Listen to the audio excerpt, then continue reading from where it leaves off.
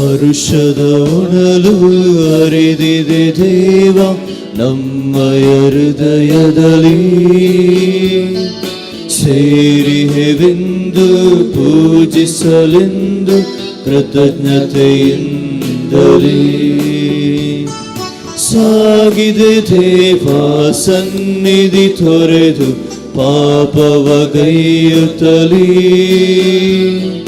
ಬಂದೆವು ದೇವ ಸನಿಯಕ್ಕೆ ನಿಮ್ಮ ಕ್ಷಮೆಯನ್ನು ಬೇಡುತ್ತಲೇ. ಹರುಷದ ಹೊನಲು ಹರಿದಿದೆ ದೇವ ನಮ್ಮಯ ಹೃದಯದಲ್ಲಿ,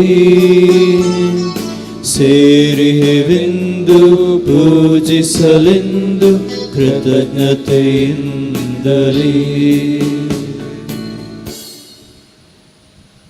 ಪಿತನ ಮತ್ತು ಸುತನ ಮತ್ತು ಪವಿತ್ರಾತ್ಮನ ನಾಮದಲ್ಲಿ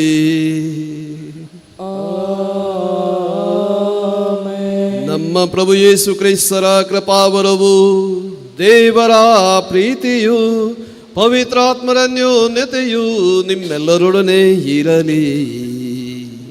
ನಿಮ್ಮ ಆತ್ಮದೊಡನೆಯೂ ಇರಲಿ. ಪ್ರಿಯ ಸಹೋದರ ಸಹೋದರಿಯರೇ, ಈ ಮುಂಜಾನೆ ವೇಳೆ ಈ ಬಲಿಪೀಠದಲ್ಲಿಗೆ ನಾವು ಬಂದಿದ್ದೇವೆ ದೇವರಿಗೆ ಕೃತಜ್ಞತೆ ಸಲ್ಲಿಸಲು, ಅವರಿಂದ ಆಶೀರ್ವದಿತರಾಗಲು. ಇಂದಿನ ಶುಭ ಸಂದೇಶದಲ್ಲಿ ಪ್ರತ್ಯೇಕವಾಗಿ ಯೇಸು ಸ್ವಾಮಿ 12 ಮಂದಿ ಪ್ರೇಷಿತರನ್ನು ನೇಮಕ ಮಾಡುವುದನ್ನು ನಾವು ಆಲಿಸಲಿದ್ದೇವೆ. ಪ್ರೇಷಿತರು ಅಂದರೆ ಸೆಂಟ್, ಕಳುಹಿಸಲಾಗುವವರು. ಏನು ಮಾಡಲು? ಶುಭ ಸಂದೇಶವನ್ನು ಸಾರಲು.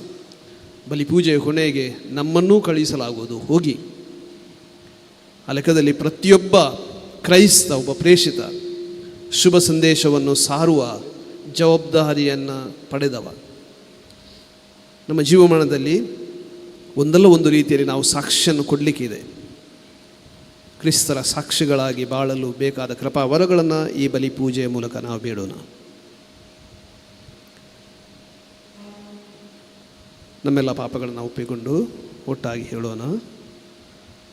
ಸರ್ವಶಕ್ತ ದೇವರಿಗೂ ಸಹೋದರ ಸಹೋದರಿಯರಿಗೂ ಯೋಚನೆಯಿಂದಲೂ ನುಡಿಯಿಂದಲೂ ಕರ್ತವ್ಯಲೋಪದಿಂದಲೂ ಅನೇಕ ಪಾಪಗಳನ್ನು ಮಾಡಿದ್ದೇನೆ. ನನ್ನ ಪಾಪವೇ ನನ್ನ ಮಹಾಪಾಪವೇ. ಆದ್ದರಿಂದ ಸದಾ ಕನ್ನಿಕೆಯಾದ ಸಂತ ಮರಿಯಮ್ಮನವರನ್ನು, ಸಕಲ ದೇವದೂತರನ್ನು, ಸಂತರನ್ನು, ಸಹೋದರ ಸಹೋದರಿಯರೇ, ನಿಮ್ಮನ್ನು ನನಗಾಗಿ ದೇವರಲ್ಲಿ ಪ್ರಾರ್ಥಿಸಬೇಕೆಂದು ಬೇಡಿಕೊಳ್ಳುತ್ತೇನೆ. ಸರ್ವಶಕ್ತ ದೇವರು ನಮಗೆ ದಯೆ ತೋರಿಸಿ ನಮ್ಮ ಪಾಪಗಳನ್ನು ಕ್ಷಮಿಸಿ ನಮ್ಮನ್ನು ನಿತ್ಯ ಜೀವಕ್ಕೆ ಕರೆದೊಯ್ಯಲಿ.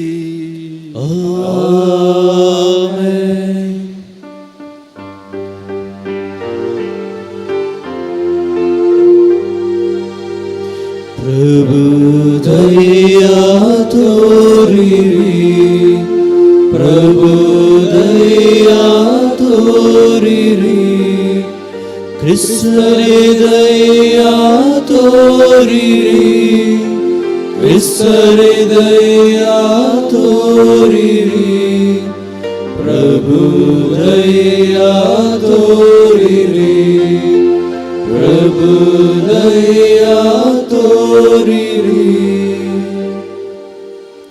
ಇಂದಿನ ಬಲಿಪೂಜೆಯನ್ನು ನಾವು ಪ್ರತ್ಯೇಕವಾಗಿ ದಿವಂಗತರಾದ ನಮ್ಮ ಬಂಧು ಮಿತ್ರರು ಹಾಗೂ ಕುಟುಂಬದವರು ಹಾಗೂ ಉಪಕಾರಿಗಳಿಗಾಗಿ ನಾವು ಅರ್ಪಿಸ್ತಾ ಇದ್ದೇವೆ. ಅಂತೆಯೇ ಈ ಬಲಿಪೂಜೆಯ ಕೋರಿಕೆಯನ್ನು ಸಮರ್ಪಿಸಿದವರಿಗಾಗಿಯೂ ಪ್ರಾರ್ಥಿಸ್ತೇವೆ.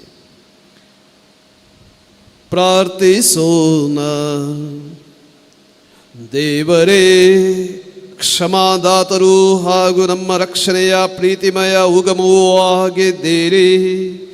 ಸದಾ ಕನ್ನಿಕೆಯಾದ ಪರಿಶುದ್ಧ ಮರಿಯಮ್ಮನವರ ಹಾಗೂ ನಿಮ್ಮ ಸಕಲ ಸಂತರ ಬಿನ್ನಹದ ಮೂಲಕ ಇಹಲೋಕದಿಂದ ತೆರಳಿರುವ ನಮ್ಮ ಕುಟುಂಬದ ಸದಸ್ಯರು, ಮಿತ್ರರು, ಉಪಕಾರಿಗಳು ನಿತ್ಯ ಆನಂದದಲ್ಲಿ ಪಾಲುಗೊಳ್ಳುವಂತೆ ಅನುಗ್ರಹಿಸಿರಿ.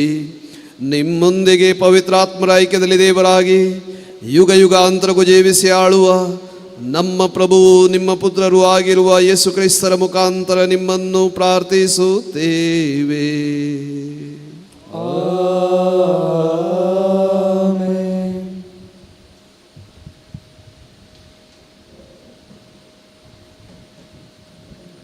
ಸಂತ ಪೌಲನು ಕೊರಿಂಥಿಯರಿಗೆ ಬರೆದ ಮೊದಲನೆಯ ಪತ್ರದಿಂದ ವಾಚನ. ಸಹೋದರರೇ, ನಿಮ್ಮಲ್ಲಿ ಒಬ್ಬನಿಗೆ ಮತ್ತೊಬ್ಬನ ಮೇಲೆ ವ್ಯಾಜ್ಯವಿದ್ದರೆ ನ್ಯಾಯ ವಿಚಾರಣೆಗೆ ದೇವಜನರ ಮುಂದೆ ಹೋಗದೆ ಅನ್ಯ ಜನರ ಮುಂದೆ ಹೋಗುವಷ್ಟು ಸೊಕ್ಕು ನಿಮಗೆಲ್ಲಿಂದ ಬಂದಿತು? ದೇವಜನರು ಈ ಲೋಕಕ್ಕೆ ನ್ಯಾಯ ತೀರ್ಪು ಮಾಡುತ್ತಾರೆಂದು ನಿಮಗೆ ತಿಳಿಯದು? ಲೋಕವೇ ನಿಮ್ಮಿಂದ ತೀರ್ಪು ಪಡೆಯಬೇಕಾಗಿರುವಲ್ಲಿ ಸಣ್ಣ ಪುಟ್ಟ ವಿಷಯಗಳನ್ನು ತೀರ್ಮಾನಿಸಿಕೊಳ್ಳಲು ನೀವು ಅಸಮರ್ಥರು. ದೇವದೂತರಿಗೂ ನಾವು ನ್ಯಾಯ ತೀರ್ಪು ಮಾಡುವೆವೆಂದು ನಿಮಗೆ ತಿಳಿಯದು? ಹೀಗಿರುವಲ್ಲಿ ಈ ಜೀವನದ ಸಮಸ್ಯೆಗಳನ್ನು ಕುರಿತು ನ್ಯಾಯ ತೀರ್ಪು ಮಾಡುವುದು ಎಷ್ಟೋ ಸುಲಭವಲ್ಲವೇ? ಇಂಥ ವಿಷಯಗಳು ತಲೆದೋರಿದಾಗ ಧರ್ಮಸಭೆಯಿಂದ ಮಾನ್ಯತೆ ಪಡೆಯದವರನ್ನು ಏಕೆ ನ್ಯಾಯ ತೀರ್ಪುಗಾರನನ್ನಾಗಿ ಮಾಡುತ್ತೀರಿ? ಇದು ನಿಮಗೆ ನಾಚಿಕೆಗೇಡು. ಸಹೋದರರ ವ್ಯಾಜ್ಯವನ್ನು ತೀರ್ಮಾನಿಸಬಲ್ಲ ಜಾಣನು ನಿಮ್ಮಲ್ಲಿ ಒಬ್ಬನೂ ಇಲ್ಲವೇ? ಸಹೋದರನು ಸಹೋದರನ ವಿರುದ್ಧ ನ್ಯಾಯಾಲಯಕ್ಕೆ ಹೋಗುವುದು, ಅದು ಅವಿಶ್ವಾಸಿಗಳ ಮುಂದೆ ಹೋಗುವುದು ಸರಿಯೇ? ನಿಮ್ಮಲ್ಲಿರುವ ವ್ಯಾಜ್ಯಗಳೇ ನಿಮ್ಮ ಸೋಲಿನ ಸೂಚನೆಗಳು. ಅದಕ್ಕಿಂತ ಅನ್ಯಾಯವನ್ನು ಸಹಿಸಿಕೊಳ್ಳುವುದು ಒಳ್ಳೆಯದಲ್ಲವೇ? ಸುಲಿಗೆಗೆ ತುತ್ತಾದರೂ ಸಾವಧಾನದಿಂದ ಇರುವುದು ಒಳಿತಲ್ಲವೇ? ಅದಕ್ಕೆ ಬದಲು ನೀವೇ ಅನ್ಯಾಯ ಮಾಡುತ್ತೀರಿ, ನೀವೇ ಸುಲಿಗೆ ಮಾಡುತ್ತೀರಿ, ಅದು ಸಹೋದರರಿಗೆ ಹೀಗೆ ಮಾಡುತ್ತೀರಿ. ಅಧರ್ಮಿಗಳು ದೇವರ ಸಾಮ್ರಾಜ್ಯಕ್ಕೆ ಬಾಧ್ಯರಲ್ಲವೆಂದು ನೀವು ಬಲ್ಲಿರಿ. ನಿಮ್ಮನ್ನು ನೀವೇ ವಂಚಿಸಿಕೊಳ್ಳಬೇಡಿ. ದುರಾಚಾರಿಗಳು, ವಿಗ್ರಹಾರಾಧಕರು, ವ್ಯಭಿಚಾರಿಗಳು, ಸಲಿಂಗಕಾಮಿಗಳು, ಕಳ್ಳರು, ಲೋಭಿಗಳು, ಕುಡುಕರು, ಪರನಿಂದಕರು, ಸುಲಿಗೆಗಾರರು ಇವರಾರೂ ದೇವರ ಸಾಮ್ರಾಜ್ಯಕ್ಕೆ ಬಾಧ್ಯರಲ್ಲ. ಹಿಂದೆ ನಿಮ್ಮಲ್ಲಿ ಕೆಲವರು ಅಂಥವರಾಗಿದ್ದೀರಿ. ಆದರೆ ಈಗ ಪ್ರಭು ಯೇಸು ಕ್ರಿಸ್ತರ ನಾಮದಲ್ಲಿ ಮತ್ತು ದೇವರಾತ್ಮನಲ್ಲಿ ನೀವು ಶುದ್ಧರಾಗಿದ್ದೀರಿ, ಪುನೀತರಾಗಿದ್ದೀರಿ ಹಾಗೂ ದೇವರೊಡನೆ ಸಸಂಬಂಧ ಹೊಂದಿದ್ದೀರಿ. ದೇವರ ವಾಕ್ಯವಿದು. ದೇವರಿಗೆ ಕೃತಜ್ಞತೆ ಸಲ್ಲಲಿ. ಪ್ರೀತಿಸುತ್ತಾನೆ ಪ್ರಭು ತನ್ನ ಪ್ರಜೆಯನು. ಪ್ರೀತಿಸುತ್ತಾನೆ ಪ್ರಭು ತನ್ನ ಪ್ರಜೆಯನು. ಆಡಿರಿ ಪ್ರಭುವಿಗೆ ನೂತನ ಕೀರ್ತನೆಯನು, ಭಕ್ತರ ಸಭೆಯಲ್ಲಿ ಸ್ತುತಿ ಮಾಡಿರಿ ಆತನನು. ಆನಂದಿಸಲಿ ತಮ್ಮ ಸೃಷ್ಟಿಕರ್ತನಲ್ಲಿ ಇಸ್ರಾಯೇಲರು, ತಮ್ಮ ರಾಜನಿಗೆ ಜಯಕಾರ ಮಾಡಲಿ ಸಿಯೋನಿನವರು. ಪ್ರೀತಿಸುತ್ತಾನೆ ಪ್ರಭು ತನ್ನ ಪ್ರಜೆಯನು. ಆತನ ನಾಮವನ್ನು ಕೀರ್ತಿಸಲಿ ಕುಣಿತದಿಂದ, ಆತನನ್ನು ಭಜಿಸಲಿ ತಮಟೆ ಕಿನ್ನರಿಗಳಿಂದ. ಪ್ರೀತಿಸುತ್ತಾನೆ ಪ್ರಭು ತನ್ನ ಪ್ರಜೆಯನು, ಜಯಶೀಲರನ್ನಾಗಿಸುತ್ತಾನೆ ದೀನ ದಲಿತರನು. ಪ್ರೀತಿಸುತ್ತಾನೆ ಪ್ರಭು ತನ್ನ ಪ್ರಜೆಯನು. ಇಗ್ಗಳಿ ಭಕ್ತಾದಿಗಳು ದೊರೆತ ವಿಜಯದಲ್ಲಿ ಜಯಕಾರ ಮಾಡಲಿ ತಮ್ಮ ತಮ್ಮ ಶಿಬಿರಗಳಲ್ಲಿ. ಇರಲಿ ಪ್ರಭುವಿನ ಸ್ತೋತ್ರ ಅವರ ಬಾಯಲಿ, ಇದು ತರಲಿ ಭಕ್ತರಿಗೆಲ್ಲರಿಗೂ ಗೌರವವನ್ನು. ಪ್ರೀತಿಸುತ್ತಾನೆ ಪ್ರಭು ತನ್ನ ಪ್ರಜೆಯನು.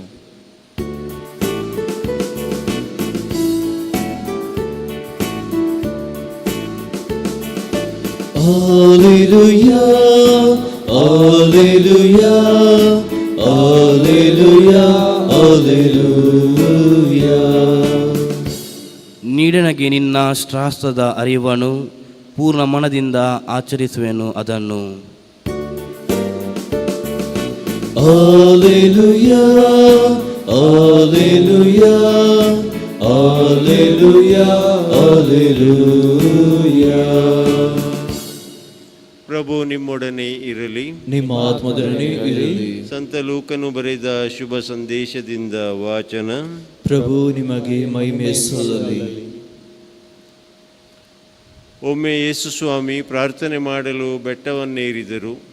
ರಾತ್ರಿಯೆಲ್ಲ ದೇವರ ಪ್ರಾರ್ಥನೆಯಲ್ಲಿ ಕಳೆದರು.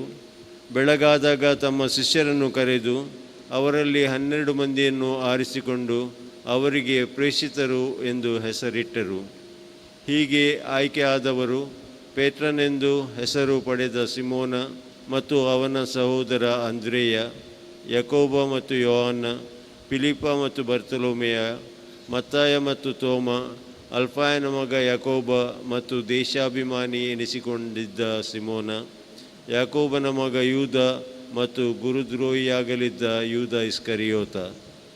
ಅನಂತರ ಯೇಸು ಸ್ವಾಮಿ ಅವರೊಂದಿಗೆ ಬೆಟ್ಟದಿಂದ ಇಳಿದು ಸಮತಟ್ಟಾದ ಸ್ಥಳಕ್ಕೆ ಬಂದರು. ಶಿಷ್ಯರ ದೊಡ್ಡ ಗುಂಪು ಅಲ್ಲಿ ನೆರೆದಿತ್ತು. ಜುದೇಯ ಪ್ರಾಂತ್ಯದಿಂದಲೂ ಜೆರೂಸಲೇಮ್ ಪಟ್ಟಣದಿಂದಲೂ ಸಮುದ್ರ ತೀರದ ಟೈರ್ ಹಾಗೂ ಸಿದೋನ್ ಪಟ್ಟಣಗಳಿಂದಲೂ ಜನಸಮೂಹ ಅಲ್ಲಿಗೆ ಬಂದಿತ್ತು. ಯೇಸುವಿನ ಬೋಧನೆಯನ್ನು ಕೇಳುವುದಕ್ಕೂ ತಮ್ಮ ರೋಗ ರುಜಿನಗಳಿಂದ ವಿಮುಕ್ತರಾಗುವುದಕ್ಕೂ ಜನರು ಅಲ್ಲಿಗೆ ಬಂದು ಸೇರಿದ್ದರು. ದೈವಪೀಡಿತರು ಕೂಡ ಬಂದು ಸ್ವಸ್ಥರಾಗುತ್ತಿದ್ದರು. ಯೇಸುವಿನಿಂದ ದಿವ್ಯ ಶಕ್ತಿ ಹರಿದು ಎಲ್ಲರನ್ನೂ ಗುಣಪಡಿಸುತ್ತಿತ್ತು.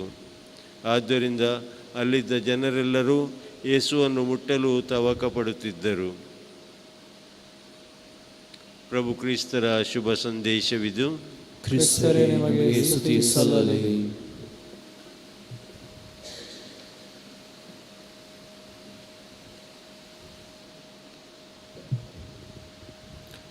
ಪ್ರಿಯ ಸಹೋದರ ಸಹೋದರಿಯರೇ, ನಾವು ಆಲಿಸಿದಂಥ ವಾಚನದ ಮೇಲೆ ಸ್ವಲ್ಪ ಹೊತ್ತು ನಮ್ಮ ಕಣ್ಣುಗಳನ್ನು ಆಡಿಸೋಣ. ಪ್ರತ್ಯೇಕವಾಗಿ ಇಂದಿನ ಮೊದಲನೇ ವಾಚನದಲ್ಲಿ ಸಂತ ಪೌಲನು ಕೊರಿಂಥದವರಿಗೆ ಬರೆದ ಮೊದಲನೇ ಪತ್ರದಿಂದ ನಾವು ಆಲಿಸಿದ ವಾಚನದಲ್ಲಿ ಏನೋ ಒಂದು ನಾವು ಇಂದು ಇರುವ ವಾಸ್ತವಕ್ಕಿಂತ ವ್ಯತಿರಿಕ್ತವಾದ ವಾಸ್ತವವನ್ನು ಸಂತ ಪೌಲನು ನಮಗೆ ತಿಳಿಯಪಡಿಸ್ತಾನೆ. ವ್ಯತಿರಿಕ್ತ ಅಂದರೆ ಏನು ಪೌಲನು ಹೇಳುತ್ತಾನೆ ಅದು ವ್ಯತಿರಿಕ್ತ, ಏನು ಅಲ್ಲಿ ನಡೆದಿತ್ತು ಸ್ವಾಭಾವಿಕ. ಸಂತ ಪೌಲ ಖಂಡಿಸುತ್ತಾನೆ. ಏನನ್ನ? ನ್ಯಾಯ ವಿಚಾರಣೆಗೆ ನಿಮಗೆ ಯಾವಾಗ ವ್ಯಾಜ್ಯವಿದೆ, ಸಮಸ್ಯೆ ಇದೆ ಇತರರೊಂದಿಗೆ, ನೀವು ಯಾಕೆ ಬೇರೊಬ್ಬರಲ್ಲಿಗೆ ಕೋರ್ಟಿಗೆ ಯಾಕೆ ಹೋಗುವುದು? ಅನ್ಯ ಜನರ ಮುಂದೆ, ಅವಿಶ್ವಾಸಿಗಳ ಮುಂದೆ ನಿಮ್ಮ ವ್ಯಾಜ್ಯಗಳನ್ನು ಯಾಕೆ ತಗೊಂಡು ಹೋಗ್ತೀರಾ? ನಾವೀಗ ಇದನ್ನು ನಾವು ಹೇಳಲಿಕ್ಕೆ ಸಾಧ್ಯನೇ ಇಲ್ಲ. ಯಾಕಂದರೆ ಸಾಕಷ್ಟು ಜನ, ಪ್ರತ್ಯೇಕವಾಗಿ ಎಲ್ಲರ ಹೆಸರಲ್ಲೂ ಒಂದಲ್ಲ ಒಂದು ವ್ಯಾಜ್ಯವಿದೆ ಅಂತ ಹೇಳ್ಬೋದು. ಇಲ್ಲದವರು ಬಹು ವಿರಳ, ಇರುವವರು ಜಾಸ್ತಿ ಆಗಿದ್ದಾರೆ. ಆ ಸಮಯದಲ್ಲಿ ಆಗಿರಲಿಲ್ಲ. ಆ ಸಮಯದಲ್ಲಿ ಪ್ರತಿಯೊಂದು ವ್ಯಾಜ್ಯವನ್ನು ಪವಿತ್ರ ಸಭೆಯೇ ನಿರ್ಧರಿಸುತ್ತಾ ಇತ್ತು. ಅದಕ್ಕೆ ಅವನು ತುಂಬ ಕಠಿಣವಾದ ಒಂದೆರಡು ಮಾತುಗಳನ್ನು ಸಂತ ಪೌಲ ಇಲ್ಲಿ ಉಪಯೋಗಿಸ್ತಾರೆ. ಒಂದು ಹೇಳ್ತಾರೆ, ಅನ್ಯ ಜನರ ಮುಂದೆ ಹೋಗುವಷ್ಟು ಸೊಕ್ಕು ನಿಮಗೆಲ್ಲಿಂದ ಬಂತು? ಅಹಂಕಾರ, ಸೊಕ್ಕು, ಅಲ್ಲಿ ಹೋಗೋದು ಕರೆಕ್ಟ್ ಅಲ್ಲ. ಇನ್ನೊಂದೆಡೆ ಇನ್ನೊಂದು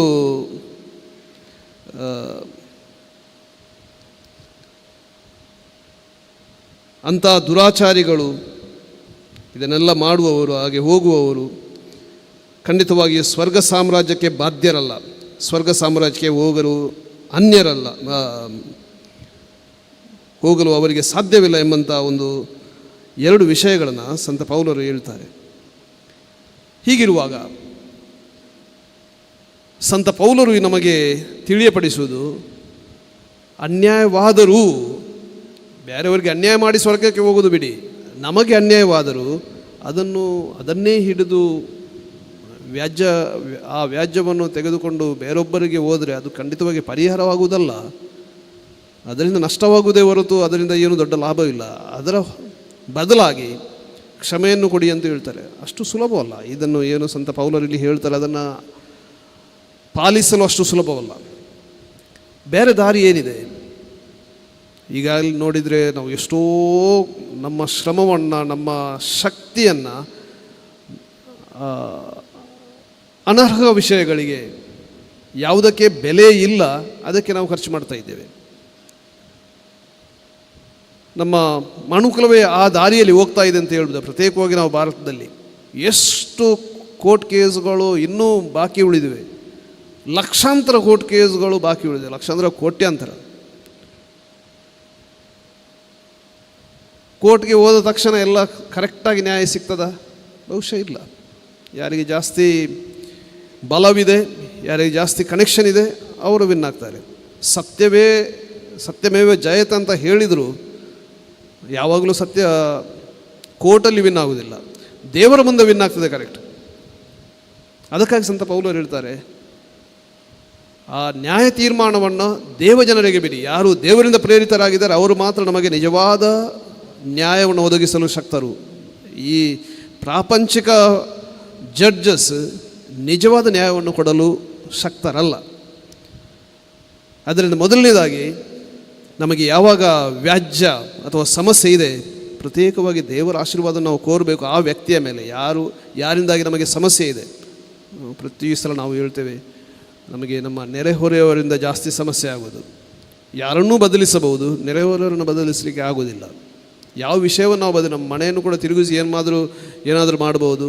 ವಾಸ್ತು ಸರಿ ಇಲ್ಲ, ಹಾಗೆ ಸರಿ ಇಲ್ಲ, ಇದು ಸರಿ ಇಲ್ಲ ಅಂತ ಬಾಗಿಲುಗಳನ್ನು ಬದಲಿಸ್ಬೋದು, ನೆರೆಹೊರೆಯನ್ನು ಬದಲಿಸಿ ಅವರು ಯಾವಾಗಲೂ ಇರ್ತಾರೆ. ಆದ್ದರಿಂದ ಸ್ವಲ್ಪ ಅಡ್ಜಸ್ಟ್ ಮಾಡೋದು, ಅರ್ಥೈಸಿಕೊಳ್ಳುವುದು. ಯಾವಾಗ ನಾವು ಇನ್ನೊಬ್ಬರನ್ನು ಅರ್ಥೈಸಿಕೊಳ್ಳಲು ಶಕ್ತರಾಗುತ್ತೇವೆ ಆಗ ಅವರನ್ನು ಪ್ರೀತಿಸಲು ಶಕ್ತರಾಗುತ್ತೇವೆ. ಯಾವಾಗ ಆ ಅರ್ಥೈಸುವುದು ಮತ್ತು ಪ್ರೀತಿಸುವ ಎರಡು ಗುಣಗಳನ್ನು ನಾವು ಬೆಳೆಸುತ್ತೇವೆ, ವ್ಯಾಜ್ಯಗಳನ್ನು ನಾವು ಖಂಡಿತವಾಗಿಯೂ ಪರಿಹರಿಸಲು ಶಕ್ತರಾಗುತ್ತೇವೆ. ಅದರಿಂದ ಮೇಲೆ ಬರಲು ನಾವು ಶಕ್ತರಾಗುತ್ತೇವೆ. ಇಂದಿನ ಶುಭ ಸಂದೇಶಕ್ಕೆ ನಾವು ಬಂದರೆ, ಯೇಸು ಸ್ವಾಮಿಯನ್ನು ಸ್ಪರ್ಶಿಸಲು ಸಾಕಷ್ಟು ಜನರು ಆತುರಯುತ್ತಿದ್ದರು. ಅವರ ಬೋಧನೆಯನ್ನು ಆಲಿಸಲು ಮತ್ತು ರೋಗ ರುಜಿನಗಳಿಂದ ವಿಮುಕ್ತರಾಗಲು ಜನರು ಅಲ್ಲಿಗೆ ಬಂದಿದ್ದರು. ಆ ಯೇಸು ಸ್ವಾಮಿ 2000 ವರ್ಷದ ಹಿಂದೆ ಜನರನ್ನು ಸ್ಪರ್ಶಿಸಿದವರು ಇಂದೂ ಸ್ಪರ್ಶಿಸುತ್ತಾರೆ, ವಿವಿಧ ರೀತಿಯಲ್ಲಿ ಸ್ಪರ್ಶಿಸುತ್ತಾರೆ. ಅವರ ಸ್ಪರ್ಶ ಅಲ್ಲ ಮಾತ್ರ ನಮ್ಮ ದೇಹಕ್ಕೆ, ಅವರ ಸ್ಪರ್ಶ ನಮ್ಮ ಮನಸ್ಸಿಗೆ, ನಮ್ಮ ಇಡೀ ವ್ಯಕ್ತಿತ್ವಕ್ಕೆ, ನಮ್ಮ ಇಮೋಷನ್ಸ್ ಅಂತ ಹೇಳ್ತೇವೆ, ಭಾವನೆಗಳಿಗೆ. ಅದಕ್ಕೆ ಮೊದಲು ಆ ಸ್ಪರ್ಶ ಅಗತ್ಯ. ಯಾಕಂದರೆ ನಮ್ಮ ಸಾಕಷ್ಟು ಜನರ ಆ ಭಾವನೆಗಳ ಘಾಸಿಗೊಂಡಿವೆ. ಯಾವಾಗ ಆ ಭಾವನೆಗಳು ಘಾಸಿಗೊಳ್ಳುತ್ತವೆ ಆಗ ಇತರರ ಭಾವನೆಗಳನ್ನು ನಾವು ಸಮರ್ಪಕವಾಗಿ ಸ್ಪರ್ಶಿಸುವುದಿಲ್ಲ, ಘಾಸಿಗೊಳಿಸುತ್ತೇವೆ. ಯೇಸು ಸ್ವಾಮಿಯ ಸ್ಪರ್ಶ ನಮ್ಮ ಆತ್ಮಕ್ಕೆ, ಶರೀರಕ್ಕೆ, ಭಾವನೆಗೆ ಸದಾ ಇರಲಿ. ನಮ್ಮನ್ನು ಸದಾ ಸ್ಪರ್ಶಿಸಲು ಆಶಿಸುವವರು ಅವರ ಸಂದೇಶಗಾರರನ್ನಾಗಿ ಆರಿಸಿದ್ದಾರೆ. ಆ ಸಂದೇಶ ಪ್ರೀತಿಯ ಸಂದೇಶ, ಇತರರನ್ನು ಒಳಿತು ಮಾಡುವಂಥ ಸಂದೇಶ ನಮ್ಮ ನಡೆ ನುಡಿಗಳಲ್ಲಿ ವ್ಯಕ್ತವಾಗಲಿ ಎಂದು ಹಾರೈಸೋಣ. ಆಮೇಲೆ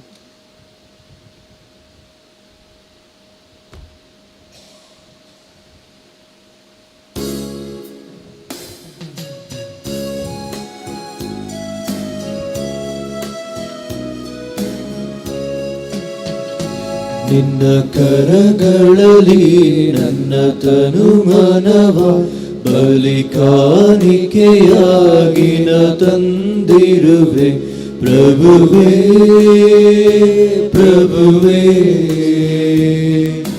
ದೈನ್ಯದಿ ಸ್ವೀಕರಿಸು ಬಾಳಿನ ಸಂಕಟ ನೋವುಗಳೆಲ್ಲ, ನೆಮ್ಮದಿ ಸಂತಸ ಸಂಭ್ರಮವೆಲ್ಲ ಜೊತೆಯಾಗಿ ತರುವೆ ನಿನ್ನಯ ಪಾದಕ್ಕೆ, ಜೊತೆಯಾಗಿ ತರುವೆ ನಿನ್ನಯ ಪಾದಕ್ಕೆ.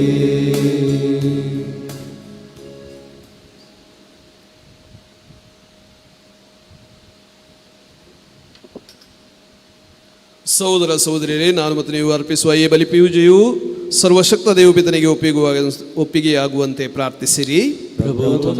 ಸ್ತುತಿಯಾಗೂ ಮಹಿಮೆಗಾಗಿಯೂ ನಮ್ಮ ಮತ್ತು ತಮ್ಮ ಪವಿತ್ರ ಧರ್ಮಸಭೆಯ ಒಳಿತಿಗಾಗಿಯೂ ಈ ಬಲಿಯನ್ನು ತಮ್ಮ ಕರಗಳಿಂದ ಸ್ವೀಕರಿಸಲಿ. ದೇವರೇ, ನಿಮ್ಮ ದಯೆಯು ಅಪರಿಮಿತವಾದುದು.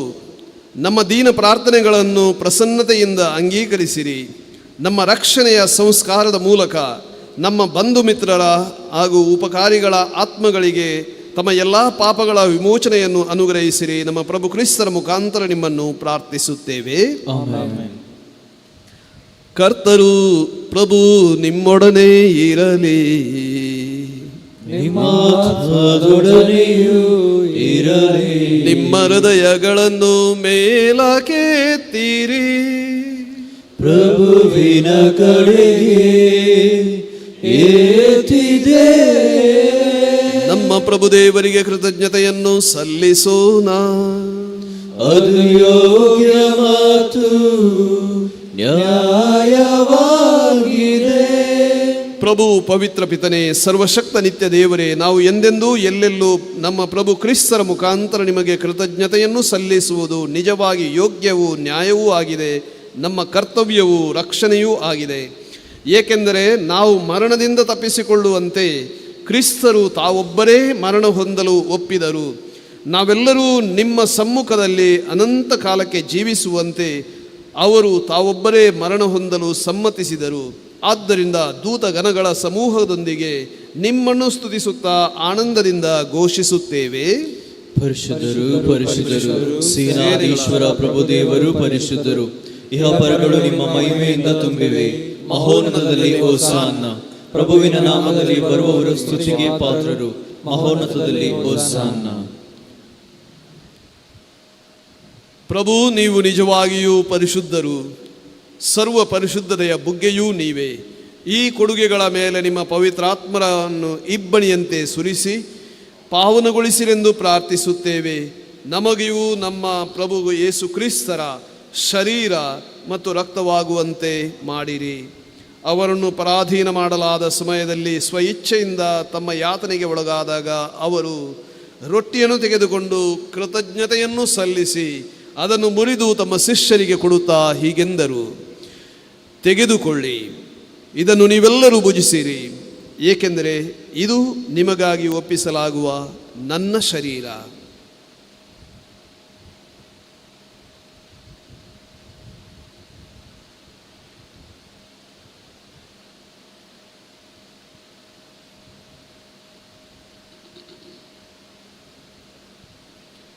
ಅಂತೆಯೇ ಭೋಜನದ ಅಂತ್ಯದಲ್ಲಿ ಅವರು ಪಾನಪಾತ್ರೆಯನ್ನು ತೆಗೆದುಕೊಂಡು ಮತ್ತೊಮ್ಮೆ ನಿಮಗೆ ಕೃತಜ್ಞತೆಯನ್ನು ಸಲ್ಲಿಸಿ ತಮ್ಮ ಶಿಷ್ಯರಿಗೆ ಕೊಡುತ್ತಾ ಹೀಗೆಂದರು, ತೆಗೆದುಕೊಳ್ಳಿ ಮತ್ತು ಇದರಿಂದ ನೀವೆಲ್ಲರೂ ಪಾನ ಮಾಡಿರಿ, ಏಕೆಂದರೆ ಇದು ಹೊಸ ಮತ್ತು ಅನಂತ ಒಡಂಬಡಿಕೆಯ ನನ್ನ ರಕ್ತದ ಪಾತ್ರೆ. ಈ ರಕ್ತವು ನಿಮ್ಮ ಮತ್ತು ಅನೇಕರ ಪಾಪಗಳ ಪರಿಹಾರಕ್ಕಾಗಿ ಸುರಿಸಲಾಗುವುದು. ಇದನ್ನು ನನ್ನ ಸ್ಮರಣೆಗಾಗಿ ಮಾಡಿರಿ.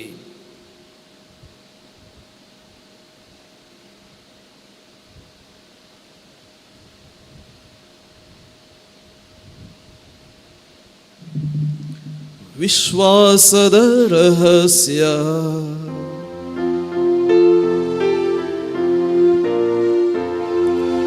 ಕ್ರಿಸ್ತರು ಮೃತರಾದರು, ಕ್ರಿಸ್ತರು ಎದ್ದಿಹರು,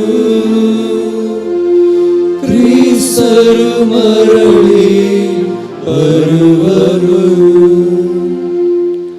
ಆದ್ದರಿಂದ ಪ್ರಭು, ನಿಮ್ಮ ಸಮ್ಮುಖದಲ್ಲಿ ನಿಂತು ಸೇವೆ ಸಲ್ಲಿಸಲು ನಮ್ಮನ್ನು ಯೋಗ್ಯರೆಂದು ಪರಿಗಣಿಸಿದ್ದಕ್ಕಾಗಿ ನಿಮಗೆ ಕೃತಜ್ಞತೆಯನ್ನು ಸಲ್ಲಿಸುತ್ತೇವೆ. ಕ್ರಿಸ್ತರ ಮರಣ ಮತ್ತು ಪುನರುತ್ಥಾನದ ಸ್ಮರಣೆಯನ್ನು ಆಚರಿಸುತ್ತಾ ಜೀವವೀವ ರೊಟ್ಟಿಯನ್ನು, ರಕ್ಷಣೆ ನೀಯುವ ಪಾತ್ರೆಯನ್ನು ನಿಮಗೆ ಅರ್ಪಿಸುತ್ತೇವೆ. ಕ್ರಿಸ್ತರ ಶರೀರ ಮತ್ತು ರಕ್ತದಲ್ಲಿ ಪಾಲ್ಗೊಳ್ಳುವ ನಮ್ಮನ್ನು ಪವಿತ್ರಾತ್ಮರು ಒಂದುಗೂಡಿಸಬೇಕೆಂದು ನಿಮ್ಮನ್ನು ವಿನಯದಿಂದ ಭಿನ್ನಯಿಸುತ್ತೇವೆ.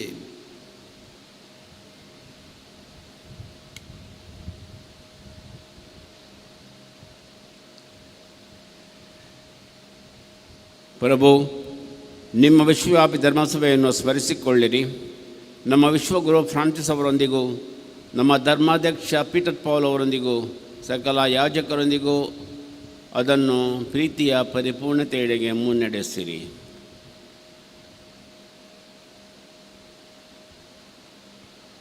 ಪ್ರಭು, ಪುನರುತ್ಥಾನದ ನಿರೀಕ್ಷೆಯಲ್ಲಿ ವಿಶ್ರಮಿಸುತ್ತಿರುವ ನಮ್ಮ ಸಹೋದರ ಸಹೋದರಿಯರನ್ನು, ನಿಮ್ಮ ದಯೆಯಲ್ಲಿ ಮೃತರಾದ ಎಲ್ಲರನ್ನೂ ಸ್ಮರಿಸಿಕೊಳ್ಳಿರಿ.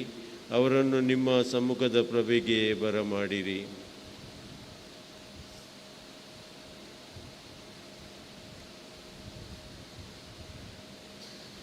ನಮ್ಮ ಮೇಲೂ ದಯೆ ತೋರಿರಿ. ದೇವಮಾತೆ ಪೂಜ್ಯ ಕನ್ಯಾಮರಿಯಮ್ಮನವರೊಂದಿಗೂ, ಆಕೆಯ ಪತಿ ಸಂತ ಜೋಸೆಫರೊಂದಿಗೂ, ಪುನೀತ ಪ್ರೇಷಿತರೊಂದಿಗೂ ಎಲ್ಲ ಕಾಲಗಳಲ್ಲಿ ನಿಮ್ಮ ಮೆಚ್ಚುಗೆಗೆ ಪಾತ್ರರಾದ ಸಕಲ ಸಂತರೊಂದಿಗೂ ನಾವು ನಿತ್ಯ ಜೀವದಲ್ಲಿ ಸಹಭಾಗಿಗಳಾಗಿ ನಿಮ್ಮನ್ನು ಸ್ತುತಿಸಿ ಮಹಿಮೆಪಡಿಸುವಂತೆ ನಿಮ್ಮ ಪುತ್ರ ಯೇಸು ಕ್ರಿಸ್ತರ ಮುಖಾಂತರ ಪ್ರಾರ್ಥಿಸುತ್ತೇವೆ.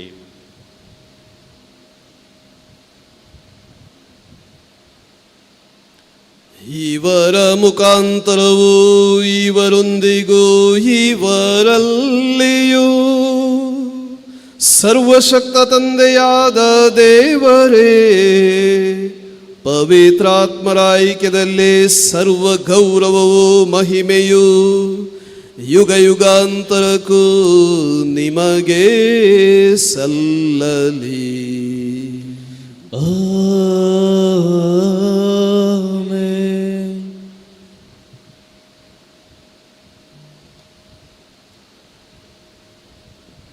ರಕ್ಷಕರ ಆಜ್ಞೆಯ ಪ್ರಕಾರ ಮತ್ತು ದೈವ ಬೋಧನೆಯಿಂದ ಶಿಕ್ಷಿತರಾಗಿ ಧೈರ್ಯದಿಂದ ನಾವು ಹೇಳುತ್ತೇವೆ, ಸ್ವರ್ಗದಲ್ಲಿರುವ ನಮ್ಮ ತಂದೆಯೇ, ನಿಮ್ಮ ನಾಮ ಪೂಜಿತವಾಗಲಿ, ನಿಮ್ಮ ರಾಜ್ಯ ಬರಲಿ, ನಿಮ್ಮ ಚಿತ್ತ ಸ್ವರ್ಗದಲ್ಲಿ ನೆರವೇರುವ ಪ್ರಕಾರ ಭೂಮಿಯಲ್ಲಿಯೂ ನೆರವೇರಲಿ. ನಮ್ಮ ಅನುದಿನದ ಆಹಾರವನ್ನು ಇಂದು ನಮಗೆ ನೀಡಿರಿ. ನಮಗೆ ತಪ್ಪು ಮಾಡಿದವರನ್ನು ನಾವು ಕ್ಷಮಿಸುವ ಪ್ರಕಾರ ನಮ್ಮ ಪಾಪಗಳನ್ನು ಕ್ಷಮಿಸಿರಿ. ನಮ್ಮನ್ನು ಶೋಧನೆಗೆ ಒಳಪಡಿಸದೆ ಕೇಡಿಂದ ನಮ್ಮನ್ನು ರಕ್ಷಿಸಿರಿ. ಪ್ರಭು, ಸಕಲ ಕೇಡುಗಳಿಂದ ನಮ್ಮನ್ನು ರಕ್ಷಿಸಿರೆಂದು ಪ್ರಾರ್ಥಿಸುತ್ತೇವೆ. ನಿಮ್ಮ ದಯೆಯ ನೆರವನ್ನು ಪಡೆದು ಪಾಪದಿಂದ ಸದಾ ವಿಮುಕ್ತರಾಗಿ ಎಲ್ಲ ಸಂಕಷ್ಟಗಳಿಂದ ಸುರಕ್ಷಿತವಾಗಿರುವಂತೆ ನಮ್ಮ ಜೀವಮಾನದಲ್ಲಿ ಶಾಂತಿಯನ್ನು ದಯೆಯಿಂದ ಕರುಣಿಸಿರಿ. ನಾವು ಸ್ವರ್ಗಾನಂದವನ್ನು ನಮ್ಮ ರಕ್ಷಕ ಯೇಸು ಕ್ರಿಸ್ತರ ಆಗಮನವನ್ನು ನಿರೀಕ್ಷಿಸುತ್ತಿದ್ದೇವೆ. ಏಕೆಂದರೆ ರಾಜ್ಯಭಾರವು ಅಧಿಕಾರವು ಮಹಿಮೆಯು ಯುಗ ಯುಗಾಂತರಕ್ಕೂ ನಿಮ್ಮದೇ. ಪ್ರಭು ಯೇಸು ಕ್ರಿಸ್ತರೇ, ನಿಮ್ಮ ಪ್ರೇಷಿತರಿಗೆ ನಿಮಗೆ ಶಾಂತಿಯನ್ನು ಬಿಟ್ಟು ಹೋಗುತ್ತೇನೆ, ನನ್ನ ಶಾಂತಿಯನ್ನೇ ನಿಮಗೆ ಕೊಡುತ್ತೇನೆ ಎಂದು ಹೇಳಿದ್ದೀರಿ. ನಮ್ಮ ಪಾಪಗಳನ್ನು ಲಕ್ಷಿಸದೆ ನಿಮ್ಮ ಧರ್ಮಸಭೆಯ ವಿಶ್ವಾಸವನ್ನು ಈಕ್ಷಿಸಿರಿ. ಅದಕ್ಕೆ ನಿಮ್ಮ ಚಿತ್ತದ ಪ್ರಕಾರ ಶಾಂತಿಯನ್ನು ಐಕ್ಯತೆಯನ್ನು ದಯೆಯಿಂದ ದಯಪಾಲಿಸಿರಿ. ಯುಗ ಯುಗಾಂತರಕ್ಕೂ ಜೀವಿಸಿ ಆಳುವ ನಿಮ್ಮನ್ನು ಪ್ರಾರ್ಥಿಸುತ್ತೇವೆ. ಪ್ರಭುವಿನ ಶಾಂತಿ ಸದಾ ನಿಮ್ಮಲ್ಲಿರಲಿ, ನಿಮ್ಮ ಆತ್ಮದೊಡನೆಯೂ ಇರಲಿ. ಪರಸ್ಪರ ಶಾಂತಿಯನ್ನು ಕೋರೋಣ. ಲೋಕದ ಪಾಪಗಳನ್ನು ಪರಿಹರಿಸುವ ದೇವರ ಕುರಿಮರಿಯೇ, ನಮಗೆ ದಯೆ ತೋರಿ. ಲೋಕದ ಪಾಪಗಳನ್ನು ಪರಿಹರಿಸುವ ದೇವರ ಕುರಿಮರಿಯೇ, ನಮಗೆ ದಯೆ ತೋರಿ. ಲೋಕದ ಪಾಪಗಳನ್ನು ಪರಿಹರಿಸುವ ದೇವರ ಕುರಿಮರಿಯೇ, ನಮಗೆ ಶಾಂತಿ ನೀಡಿರಿ.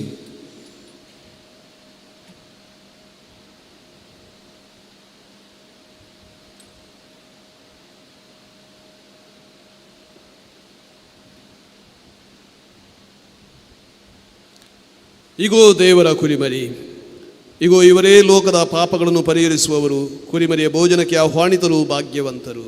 ಪ್ರಭು, ತಾವು ನನ್ನ ಮನೆಯನ್ನು ಪ್ರವೇಶಿಸಲು ನಾನು ಪಾತ್ರನಲ್ಲ, ಆದರೆ ತಾವು ಒಂದೇ ಒಂದು ಮಾತನ್ನು ನುಡಿಯಿರಿ, ನನ್ನ ಆತ್ಮ ಸ್ವಸ್ಥವಾಗುವುದು.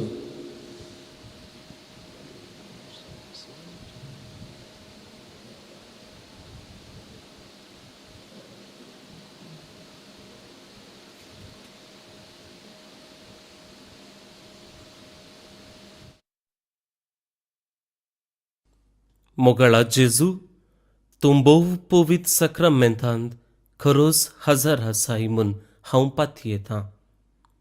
हांव सर्व वस्तू प्रास तुजो चड मोग करतां आनी तुका म्हज्या आत्म्यान घेवंक आशेतां.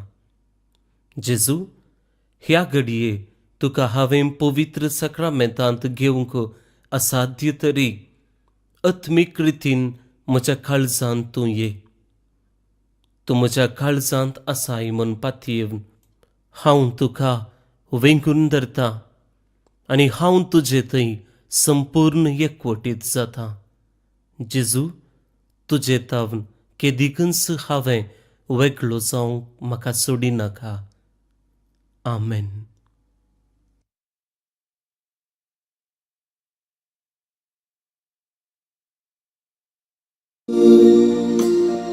ಯೇಸು ಕರೆವರು ಪ್ರೀತಿಯಿಂದ ಕರವ ಚಾಚಿ, ಯೇಸು ಕರೆವರು ದುಃಖದ ವೇಳೆಯಲ್ಲಿ ಧೈರ್ಯವ ತುಂಬುವರು, ನೊಂದಂತ ಸಮಯದಿ ಯೇಸುವ ಕರೆಯಲು ಆ ಕ್ಷಣದಿ ಬಂದು ಕರುಣಿಸುವ. ನೊಂದಂತ ಸಮಯದಿ ಯೇಸುವ ಕರೆಯಲು ಆ ಕ್ಷಣದಿ ಬಂದು ಕರುಣಿಸುವ. ಯೇಸು ಕರೆವರು, ಯೇಸು ಕರೆವರು, ಪ್ರೀತಿಯಿಂದ ಕರವ ಚಾಚಿ ಯೇಸು ಕರೆವರು.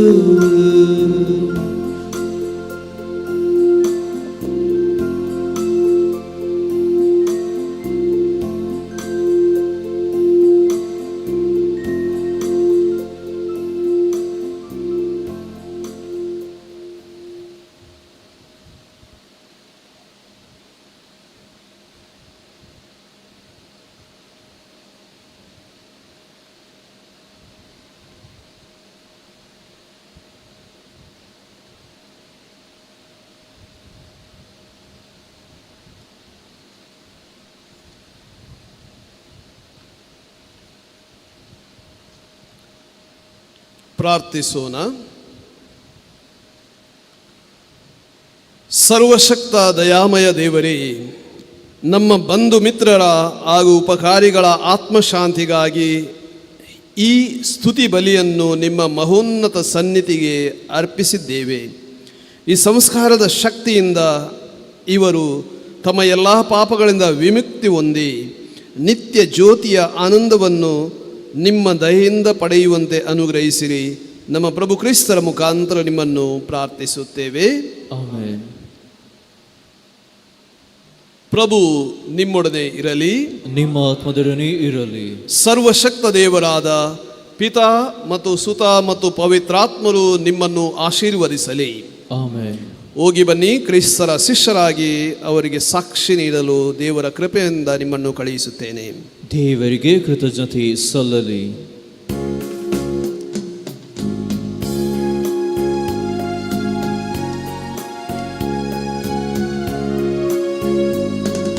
ಕಾರ್ಮೆಲ್ ಮಾತೆ ನಮೋ ನಮೋ, ಸ್ವರ್ಗದ ರಾಣಿಯೇ ನಮೋ ನಮೋ, ಅಮಲೋದ್ಭವಿಯೇ ನಮೋ ನಮೋ, ಕರುಣಾಬುದಿಯೇ ನಮೋ ನಮೋ.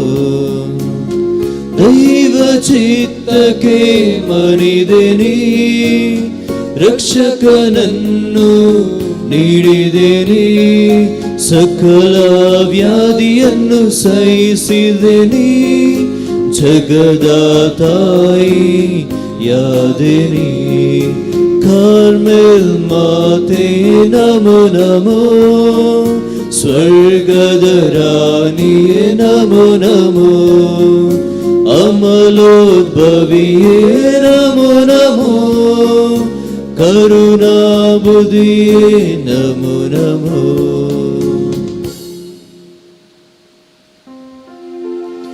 ಪುತ್ರರೊಡಗೂಡಿ ಅರಸೆ ಮನುತಾಯೇ, ಪವಿತ್ರ ಶಿಲ್ಪೆಯ ಗುರುತಿನ ಮೂಲಕ ನಮ್ಮ ವೈರಿಗಳಿಂದ ನಮ್ಮನ್ನು ರಕ್ಷಿಸಿರಿ. ನಮ್ಮ ಸರ್ವೇಶ್ವರ ಪಿತನ ಸುತನ ಮತ್ತು ಪವಿತ್ರಾತ್ಮರ ನಾಮದಲ್ಲಿ ಆಮೆನ್.